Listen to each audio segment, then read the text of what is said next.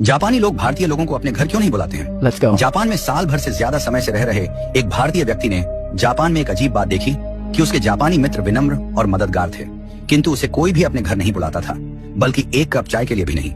हैरान और आहत होकर आखिरकार उसने एक जापानी मित्र से पूछा कि ऐसा क्यों है। काफी देर तक चुप रहने के बाद उस दोस्त ने भारतीय व्यक्ति को जवाब दिया कि हमें भारतीय इतिहास पढ़ाया जाता है, किंतु प्रेरणा लेने के लिए नहीं, बल्कि एक चेतावनी के तौर पर। Oh my God. ये सुनकर उस भारतीय व्यक्ति ने हैरान होकर पूछा, क्या चेतावनी?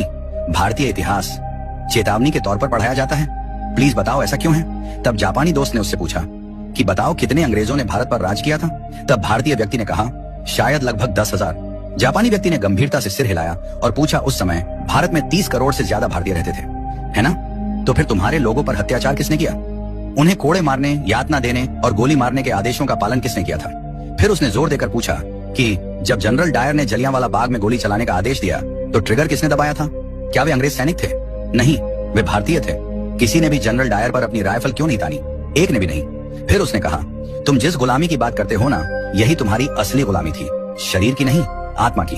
वह भारतीय व्यक्ति जडवत, मौन और शर्मिंदा खड़ा सुनता रहा। जापानी मित्र ने आगे कहा चलो बताओ मध्य एशिया से कितने मुगल आए थे? शायद कुछ हजार, और फिर भी उन्होंने सदियों तक तुम पर राज किया। मुगलों ने अपने संख्या बल से भारत में शासन नहीं किया, बल्कि तुम्हारे अपने लोगों ने सिर झुकाकर मुगलों को सलाम किया, अपने लोगों से द्रोह किया और मुगलों की वफादारी की, या तो जिंदा रहने के लिए या फिर चांदी के सिक्कों के लिए। तुम्हारे अपने ही लोगों ने अपना धर्म परिवर्तन कर लिया, अपनी बहन बेटी मुगलों से ब्याह दी। तुम्हारे ही लोगों ने तुम्हारे नायकों को अंग्रेजों को सौंप दिया। बताओ चंद्रशेखर आजाद के साथ विश्वासघात किसने किया था? वे अल्फ्रेड पार्क में छुपे हैं। ये खबर अंग्रेजों को किसने दी थी?